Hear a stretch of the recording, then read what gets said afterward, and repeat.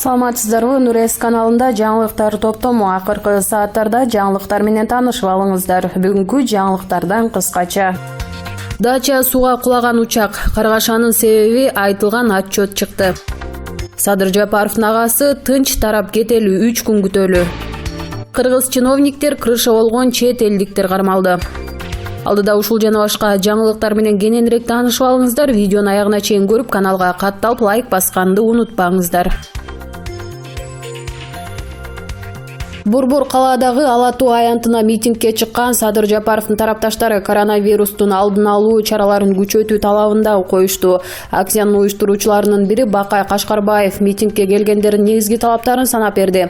Амнистия колдонуу менен Садыр Жапаровду бошотуу, сапаттуу соттук реформа жүргүзүү, насыяларды жеткиликтүү кылуу, чек ара маселесин чечүү, коронавирустун алдын алуу чараларын күчөтүү.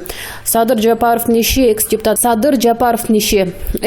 Садыр Жапаров 2013-жылы октябрда кумтөр маселесине байланыштуу Караколдо болгон митингде ошол кездеги Ысык көлдүн губернатору Эмилбек Каптагаевди барымтага алууну уюштурган деп айыпталып, 2017-жылы 10 жылга кесилген. Жапаров өткөн жылдын октябрь айында президент Сооронбай Жээнбековго ырайым сурап кайрылган. Өлкө башчы жыл жыйынтыктаган маалымат жыйында бул маселе каралып жатканын айткан болчу. Ысык көл облусуна караштуу Каракол шаарынын тургуну жолдорго нааразы болуп, жалгыз митингге чыкты. Жаш жигит жол болбой калыптыр деген плакат менен митингге 28 февралда чыккан. Кыргызстан менен Казакстандын ортосундагы кең булуң жана Токмок автожол өткөрмө бекеттеринин макамы эки тараптуудан көп тараптууга өзгөрдү. Бул тууралуу 2 мартта чек ара кызматы кабарлады. Мекеменин маалыматына караганда 2 марттан тартып кең булуң Кыргызстан, Аухатты Казакстан жана Токмок Кыргызстан, Сортове Казакстан өткөрүү жайлары 3-өлкөнүн жарандарын өткөрө баштады. Эки бекеттен күнү-түнү иштеп, адамдарды, транспорт каражаттарын жана жүктөрдү өткөрүүдө. Токмок бекети Токмок шаарына жакын. Дунларов атындагы көпүрөнүн жанында кең булуң айылына жакын жайгашкан. Эки өлкөнүн өкмөттөрүнүн ортосундагы 2003 жылдын 25 декабрында макулдашуусуна эки бекеттин макамын өзгөртүү тууралуу кошумча протокол 2018 жылы Нур Султан шаарында өткөн сүйлөшүүнүн жыйынтыгында кабыл алынган. Учурда Ала Тоо аянтында Садыр Жапаровдун боштондугун талап кылган митинг уланууда. Ал арада Садыр Жапаровдун агасы Сабыр Жапаров президенттин өкүлдөрү менен жолугуп чыкканын айтты. Жапаровдордун сөөгү ыраазы, ушунчалык ыраазыбыз. Биз азыр 9 адам барып президенттин өкүлдөрү менен жолугуп чыктык. 3 күндүн ичинде бизди кайра кабыл алышып, жооп айтабыз дешти. 3 күн күтөлү 3 эле күн деди ал. Митингчилер 3 күн күткөнгө макул болушкан жок. Ал эми сөз сүйлөп бүткөндөн кийин Сабыр Жапаров кетип калды. Мындан 3 жыл мурда Бишкектин четиндеги Дача суу айылына жүк ташуучу учак экипаждын кетирген катачылыгынан улам кулаган. Бул тууралуу Мамлекеттер аралык авиация комитетинин акыркы отчетунда айтылды. Боинг учагынын кырсыкка учурашына түн ичинде конуу учурунда самолеттун кыймылынын траекториясы эске алынган эмес. Экипаждын экинчи айлампага чыгуу боюнча өз убагында чара көрбөгөнүнөн улам кыйроого учураган деп айтылат маалыматта.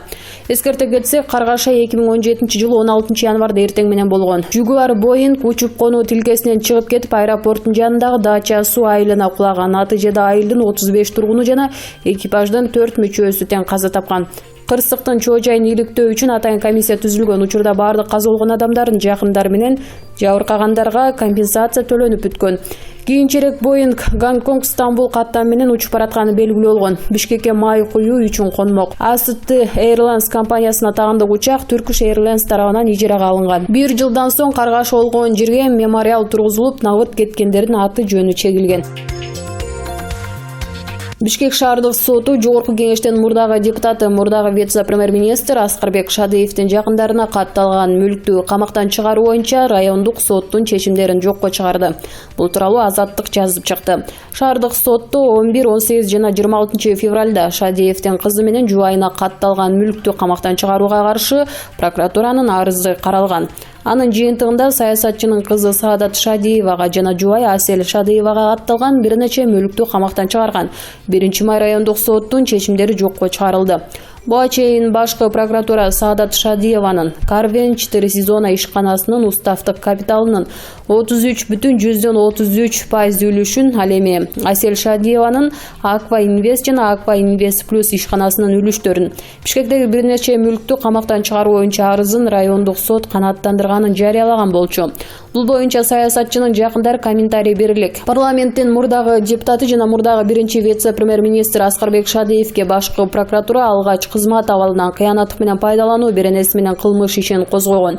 Буга КМШнын парламент аралык ассамблеясынын Чыңгыз Айтматов атындагы сыйлыгына 2017 жылы жогорку кеңештин эсебинен бөлүнгөн $30,000 уурдалганы себеп болгон. Андан соң Шадиев качып кеткени, АКШда жүргөнү кабарланып, мурдагы кылмыш жаза кодексинин мамлекеттик чек арадан мыйзамсыз өтүү беренесинде каралган белгилер боюнча иш козголгон. Шадиевке жана анын үй бүлөсүнө тагандык бир канча мүлк камакка алынган. Бул кылмыш иши боюнча Бишкектин 1-май райондук соту саясатчыны сыртынан 10 жылга эркинен ажыраткан. Мындан тышкары ага кылмыштык кирешилерди легалдаштыруу же адалдоо беренеси боюнча да айып коюлган. Булак Назар Ньюс. Бишкекте Молдавановканын 2 жараны кармалды. Бул тууралуу УКМКнын маалымат кызматы билдирди. Маалыматка ылайык, кармалган жарандар 2013 жылдан бери Кыргызстандын мамлекеттик органдарынын жоопту кызматкерлери менен сүйлөшүп алып, Кыргызстан аркылуу аткезчилик менен алектенип келишкен. Почта кызматын көрсөтүү деген шылтоо менен Тажикстандан жана Казакстандан тиешелүү төлөмдөрсүз тамеки ташып келип, андан ары АКШга, Канадага жана Батыш Европа өлкөлөрүнө жөнөтүп турушкан. Кыргызстандын почта оператору деген макамды пайдаланып, башка да товарларды Кытайдан түрдүү мамлекеттерге мыйзамсыз жөнөтүп турушкан. Бишкектеги кеңсесин тинтүү учурунда акциздик маркасы жок, жалпы баасы 6 миллион сомдук тамеки, $250,000 жана $620,000 сом нак акча табылды. Курсан Асановдун билдирүүсү боюнча Кыргыз Республикасынын Ички иштер министрлигинин басма сөз кызматы төмөндөгүлөрдү билдирет. 2019 жылдын 7 күнү саат 20:00 нөөмөт бөлүмүнө Чүй облусунун Аламүйдүн районундагы Кой Таш айылынын жогорку бөлүгүндө атышуу болгондугу тууралуу маалымат келип түшкөн. Ошол убакта Ички иштер министринин орун басары менен Солтон Сары аймагында окуя болгон. Нарын облусунда экинчи орун басары Балыкчы шаарында Жааматтык коопсуздук келишими уюмунда багыты боюнча өткөрүлүп жаткан иш-чарада жүрүшкөн. Жогоруда билдирүү түшкөндөн кийин нөөмөткер тарабынан Ички иштер министринин орун басары катары Асановго маалымдалып, ал Кыргыз Республикасынын Ички иштер министрлигинин ченемдик укуктук актыларына ылайык окуя болгон жерге барып, ыкчам кырдаалды баалап, түзүлгөн кырдаал тууралуу маалымдоо менен күчөттөрү жана каражаттарды санап, өздүк курамдын экипировкасын камсыздап иш-аракеттерди көрүш керек болчу. Кыргыз Республикасынын Ички иштер министрлигинин жетекчилигинин жана Кыргыз Республикасынын өкмөтүнүн бир канча чалууларына жалган жооп берип, окуя болгон жерде жүргөндүгүн жана өздүк курамды жетектеп жаткандыгын айткан. Бирок жүргүзүлгөн кызматтык иликтөөнүн жыйынтыгында андан сырткары сотко чейинки өндүрүштүн алкагында Асанов 20:00 21:20 чейин Пинара мейманканасынын ресторанында достору менен тамактанып жаткандыгы уюлдук телефонун текшерүүгө алганда аныкталган. Саат 21:28 арадан 1,5 саат өткөндөн кийин гана Кой Таш айылынан 5 километр аралыкта жайгашкан Горная Маевка айылынын жолунда жүргөн Ички иштер министрлигинин Чүй облустук жана Бишкек шаардык ички иштер башкармалыгынын өз алдынча кызматтарынын өздүк курамына барган.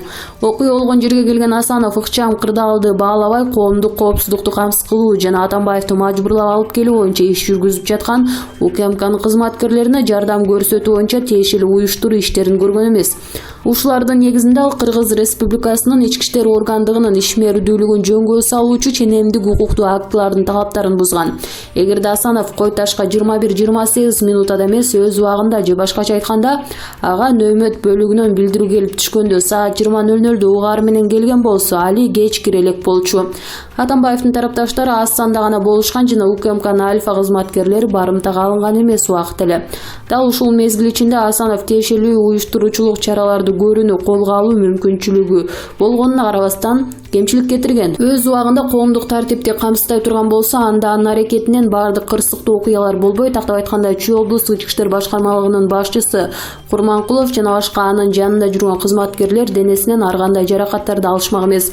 Асановдун өз убагында зарыл болгон баардык чараларды көрбөгөнүнөн, андан сырткары ченемдерди кабыл алууда убакытты создурулганы, Атамбаевдин агрессивдүү тарапташтарынын топтолуп, милиция кызматкерлеринин иш-аракеттерине тоскоолдук жаратуу менен таштарды кыргытып оор жаракаттарды алууларына, Альфа кызматкерлеринин барымтага алынуусуна, ок атуучу куралдарды тартып алууга мүмкүнчүлүк жаратып, жарандардын, укук коргоо органдарынын кызматкерлеринин өмүрүнө жана ден соолугуна коркунучтар жараламак эмес.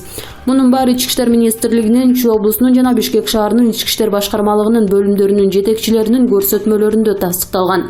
Ички иштер министри Нарын облусунан Кой Таш айылына 01:00 келгенден кийин гана тынч элдин арасынан жана укук коргоо органдарынын кызматкерлеринин арасында дагы курмандыктар болуп кетишин алдын алуу максатында ички иштер органынын кызматкерлерин жайгашкан жеринен алып кетүү жөнүндө чечим кабыл алынган. Жогорудагы аталган жагдайлар жана себептер жүргүзүлгөн кызматтык иликтөөнүн жыйынтыгында жана сотко чейинки өндүрүштүн алкагында аныкталган.